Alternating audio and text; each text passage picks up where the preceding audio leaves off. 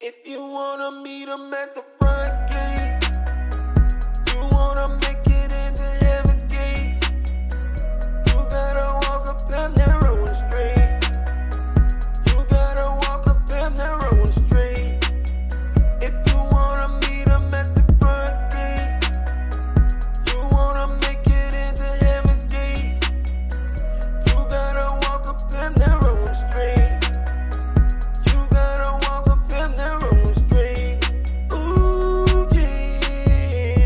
Hey, what up, what up? It's your boy Toby D, and you already know what it is. It's a we gotta win pound for pound. But there was a cost.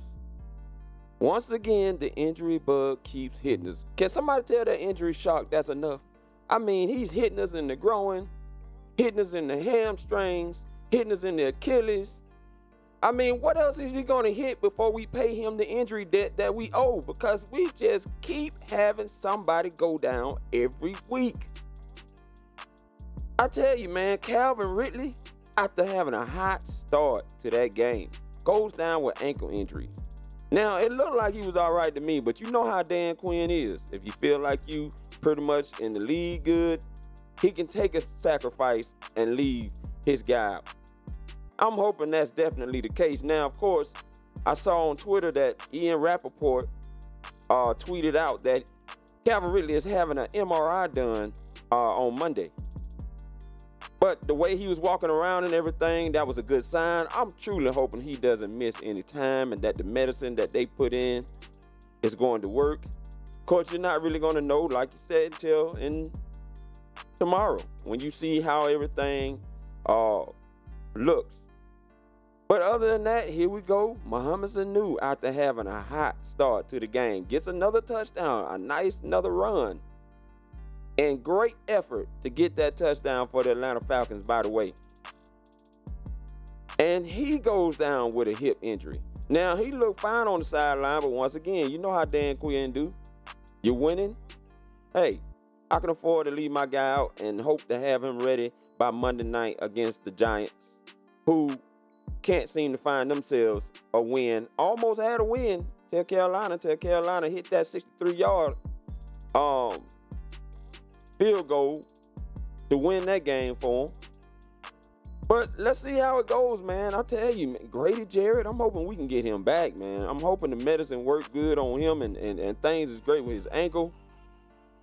But everybody just keep going down. We didn't have nobody going down really but Andy Levitre on the offensive side of the ball. Now the injury bug is hitting the offense, and I tell you, man, that just sucks. And let's go ahead and address the elephant in the room right now and talk about Julio Jones don't have a touchdown. There, I said it. But the man is killing it in yards, as he always does. So I'm dropping that, and I'm moving on to the next subject because there's nothing to see here. Let's keep it moving. How about Devondre Campbell, though? What got into him or what didn't get into him today? I mean, and it's ironic that Mike Smith was there because y'all know how it goes, man. Our defense under Mike Smith just could not cover a tight end to save their lives. And he was there to witness us doing the same thing that we normally had problems with on his defense. I mean, every time you turn around, Cameron Brake gets us with a touchdown. O.J. Howard murders us.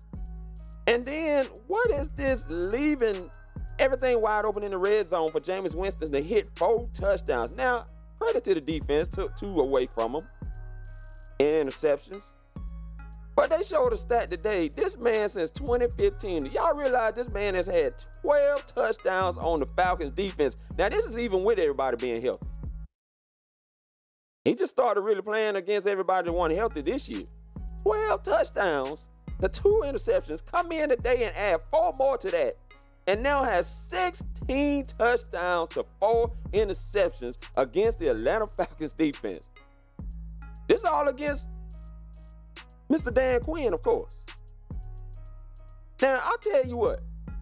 I bet you Jameis Winston wishes right now he could play the Falcons 16 times out of the season. Because if he did, they would be guaranteed for a spot in the playoffs. Because if he don't show up against nobody else, he makes sure he shows up against us, he made sure he gets highlights against the Atlanta Falcons and that our jerseys are going to be somewhere in there. You know, every time you watch the NFL Network or some of these other ESPN, they always got to show the Falcons in there somewhere getting beat. And even if you won that game, you still being shown on the negative side getting beat. That's just how it goes. We famous for our jerseys showing up in games in instant replays.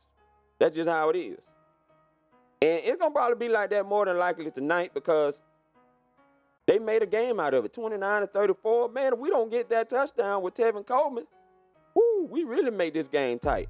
And shout out to Mr. On the Money, Matt Bryant, all the time as usual. Daryl Johnston, one of the announcers, was just saying that he watched Matt Bryant kick from 59 yards practicing. And that joker come in today and hit that thing, man, he could have kicked that thing from 65 yards out. But he put his whole foot into that thing and just straight dented the ball when they showed the instant replay going up into them uprights. And unfortunately, he took his hamstring with him because he ended up getting hurt after that kick. But it's all good. Hopefully he'll be all right. You know, I saw D. Orlando Ledbetter saying something about it didn't look good as far as, you know, Matt Bryant go, but I'm hoping that Matt Bryant can heal up before Monday night, or we're going to have to find us somebody else to help us out to make these kicks while Matt Bryant is out healing. I mean, he's just going to be sitting on the sideline with the other guys. Speaking of sidelines, if y'all did not get excited about what y'all saw today walking back and forth on that sideline, you already know who I'm about to say. Mr. Deion Jones walking on the sidelines. I got excited about that, especially after hearing that they're hoping he can make it back after the bye week. That would be a huge boost to the Atlanta Falcons if you can get him back. And Grady Jarrett and Derek Shelby. And you almost had a scare today with Jack Crawford going out with a neck head injury, but then he ends up coming back in, thank God for that, and ends up getting him a sack today. And speaking of sacks, Big Beasley, when are you going to get one? When are you going to stop jumping off sides? I don't understand that. You at home, you jumping off sides. You shouldn't even be jumping off sides. But yet you still jumping off sides trying to get yourself an early start to get a sack. And of course, while we talking about these sacks, yeah, we couldn't get a lot of them today. Jameis Winston was getting a lot of 19 and 20-yard chunks on us, and the red zone was basically splitting the part in the Red Sea because it seemed like every time you look around, they had a straight, wide open guy just walking into the end zone. No problem. Somehow we're going to have to fix that. I don't know what you're going to be able to do, Dan Quinn, to fix it. You turned the music down the week before. That didn't work because you gave up 41 points. Well, that's kind of skewed because they got 7 points off a block punt, you know, or whatnot. But you still gave up a lot of points. You gave up 30-plus points. Now, credit to DeMonte Casey picking them balls off. I got to give it to him. He still got to work on his instincts, though, when you're playing in single high safety mode, of being able to really detect on where the ball is going. But other than that, he had a pretty decent day today, took the ball away. Again, for the second week in a row, took points away. He did it against being in the red zone before the half, and he did it in this game. And you got to give it up to the Falcons, man. With 26 seconds to go going into the half, you get 3 points out of that. Man, that was huge for the Atlanta Falcons going into halftime. Real huge. And how about Mr. Hoopin' Austin Hooper? Now, that's the Austin Hooper I remember watching Stanford highlights of. High pointing the ball over defenders. If we can get that Austin Hooper consistently with Matt Ryan, it's going to be problems for defenses. Now, he had himself a pretty decent week last week against the Steelers, but this actually looked like the Austin Hooper I remember watching college highlights from. And many of you watched them college highlights, you saw how he would high point that ball over maybe 2 defenders sometime or 1 defender, and he did that today. That's what I want to see. Now, I'm hoping we can get Calvin Ridley back, or his injury is not as bad. If he misses some time, I'm hoping we can get some new back and his injury is not as bad, that he don't miss any time. But if that happens, Matt Ryan, you're going to have to put on your Tom Brady hat. And you're going to have to get some of these guys like Russell Gage Jr. and Justin Hardy, who look very rusty because he hasn't been in there in a while with Matt Ryan because of Calvin Ridley. You're going to have to get some of these guys to be able to play the way that you want them. And Ito Smith, boy, he continues to be a bright spot for the Atlanta Falcons in his first year in the uniform. 3rd touchdown in 3 games. Dude knows how to find the end zone. He shows it. Now, I want to see him get some longer runs because he has the speed to be able to do it. I want to see it happen. And Matt Ryan, you know, I went to Kroger's Saturday, and me, the cashier, and another gentleman who was bagging the groceries was talking about the Atlanta Falcons 1-4 starting. You know, the first thing he mentioned to me, boy, we need another quarterback. Boy, Matt Ryan just ain't it. Now listen, I've had my times of beating Matt Ryan in, even though Matt Ryan was the guy I wanted us to draft in 2008 when the draft came around, and we did. But man, if you don't sit yourself down somewhere, because this is not the time to be talking about Matt Ryan need to be switched out with another quarterback right now. Matt Ryan is balling out of his mind again. Have an MVP season, 14 touchdowns to only 2 interceptions, 12 of those touchdowns in the last 4 games. I don't even want to hear that talk right now. Now, usually I would entertain that talk at work. I'm not gonna lie, we do talk about Matt Ryan sometimes, especially one of the guys, he be always saying that same stuff that the older dude was talking about. And sometimes I would get involved in the conversation, but I have no right, and I know better to be saying anything about Matt Ryan right now. Even though he hasn't won those other 3 games that he lost, and he finally got one today, he's been balling.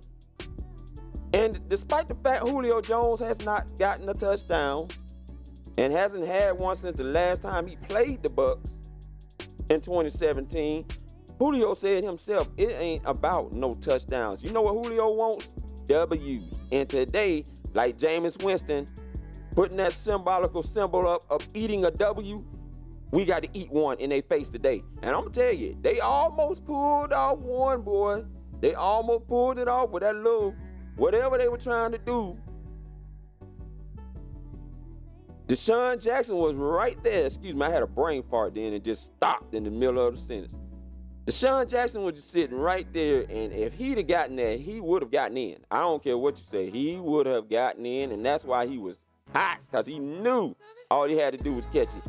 He was going into the end zone, and that game was going to end in ugly fashion. But we'll take the highlights tonight. Bucks. Hey, and we realize we're not worse than the Bucks. They started off hot with Fitz magic, and unfortunately his magic ran out. And they panicked and brought Jameis Winston in. And you know what? It was a perfect time to bring Jameis in. Like I said, when I said that stat that I said, he now has 16 touchdowns to 4 interceptions, because we took 2 away from him today to the Atlanta Falcons. But I give the Falcons defense credit. They did manage to hold down the points in the first half. This is the 2nd week in a row. They did not allow the offenses, high offenses, to score over 13 points. But now they went into reverse. Instead of giving up the points in the first half of the game, now they're doing it in the back end of the game. But good news for them, we had a nice, pretty good, decent-sized lead, which is probably what we're going to have to do to really get out on the team, so it gives our defense chances to mess up, and we can cover that and hope to get more scores to add on before the team catches up to us, like Jameis Winston almost tried to do today. Another failed attempt. Jameis Winston did have the game in hand like they did when we was up there in Tampa. And I almost won that game on us with 19 seconds or so. And boy, I'm going to tell you, I was like, man, when he hit 12 seconds and Jameis Winston had the ball, boy, I was like, oh, Lord, we finna go through this thing again like we did Cincinnati Bengals. 12 seconds to death. And it almost happened today too, boy, but thank God, almost doesn't count like Brandon said, because, boy, we needed that W today. And I know it cost us. I'm hoping we can get some miracles. Hey, I encourage and invite all of y'all to get down on your knees tonight to pray, because we need to get some of them guys back before Monday night. Because I'm going to tell you right now, Saquon Barkley is licking his chops, and Odell is too. Because as bad as they played, which is worse than us, they feeling real good, them and Eli, coming into this game on Monday night against the Atlanta Falcons. And if you don't think so, you got another thing coming. That they looking forward to this game, especially Saquon Barkley, who has had a nice hot start to his career in the NFL. Now, Odell Beckham still having some issues. I don't know if he got a touchdown or not, like Julio Jones. If he does, somebody please comment that and let me know, did he get one against Carolina Panthers or any time before that? Because it was a time when he went through stretches of not having any touchdowns after getting all that big bag of money he just got, that Julio is trying to get a little bit of going into next season. But we got the win. We paid the price. And hopefully we can stop this, man. Can we just get in the bye week without somebody else getting hurt? Please, Injury Shark, just let us alone, man. Let us play. Because I'm just getting tired of looking at all these injuries that's happening to us. I don't know if is it the curse of us having the Super Bowl here or what. But remember, I told y'all this when the injuries started happening. Because we got the Super Bowl, those are just things that just look like they are going to happen. But however the case, we survived it today. Let's see what's going to happen on Monday night against them Giants. We won't have John Gruden in there, who's suffering on his end, but we ain't going to go there because he's not my team. He can have that, him and the Raiders right now. I feel bad for the Raiders fans, but y'all going to have to deal with it because you gave the man a 10-year deal and a whole boatload of money to get your team to the Super Bowl. You know, I'm going to tell you this, and I'm going to leave it at this. My grandmama always would say, don't go back to the same place twice because it's never good luck to do that. And we already know John Gruden been over there before, and he went back. And right now, things ain't looking good. He's making some of the worst stupid decisions I've ever seen any coach make coming in my life. And then I'm hearing that Amari Cooper might be on the trading block after he don't got hurt today, of course. That is crazy. But I'm going to leave it at that. Look. It's Pound for Pound. It's Toby D. Please comment, share, like, and subscribe if you feel it in your heart to do so. Let me know how you feeling today. You got to be feeling good at least about the win. I know you're not feeling good about the injuries. But, hey, let's pray that gets better. Again, it's Toby D. Pound for Pound. Peace. I'm out.